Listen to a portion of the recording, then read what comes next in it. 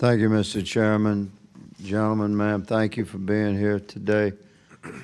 Governor, when you took office, this fraud had already begun. Is that an accurate assessment? That's accurate, Mr.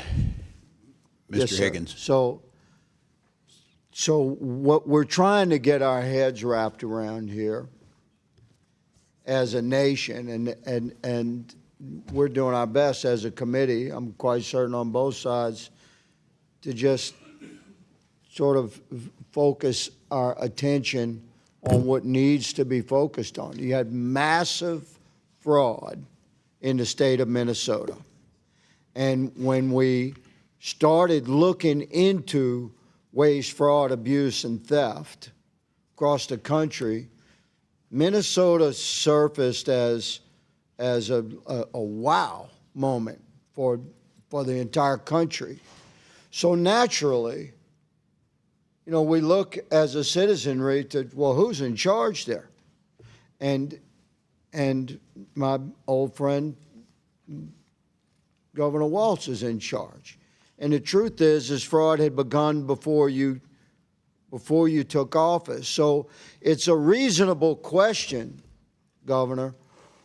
What you're noted in many interviews, I'm not going to go through them ad nauseum, you were aware of this level of fraud and investigations, and yet it seems like nothing was done until the Trump administration reestablished itself in a second term, and we began broad investigations into waste, fraud, abuse, and theft, and Minnesota popped.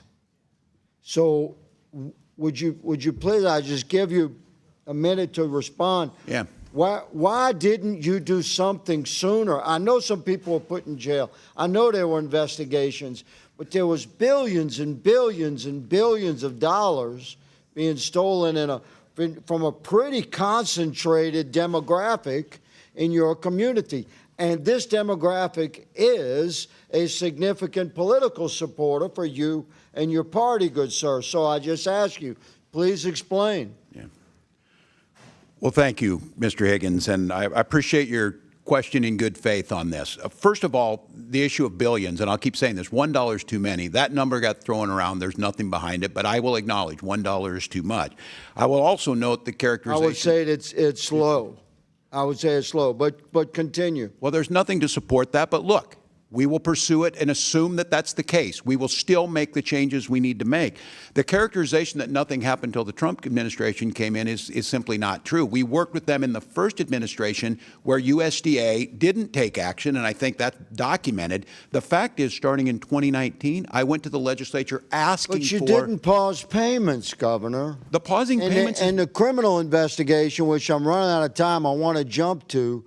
The way America sees this, Governor Walz, respectfully, sir, is that this money just continued to flow. There was a high awareness of this waste, fraud, abuse, and theft, like organized crime level theft, and it seemed to be slow rolled, and nobody stopped the money from rolling in. And the money's gone, been remitted overseas.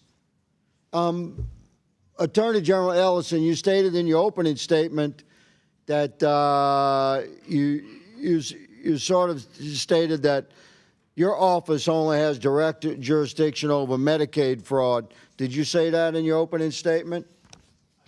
Okay, well, you seem to indicate that you don't have, like, criminal authority, but you do, don't you? Under your own law, you have authority if the county district attorney asks you to get involved, or if the governor asks you to get involved, then your office can take lead on any criminal investigation, specifically if you have particular staffing and capabilities within your office, because it's statewide, to look into organized crime. Is that not correct?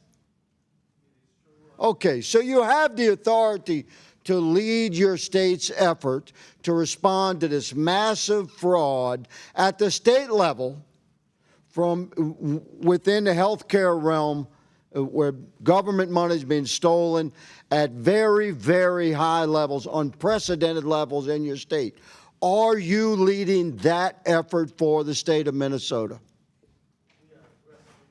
You're addressing it. Are you leading it? Are you leading the effort? We are leading the effort to prosecute Medicaid fraud in Minnesota. I'm not talking about Medicaid fraud. Don't hide behind that. You have the authority to prosecute anything criminally that the governor asks you to. And this thing is big.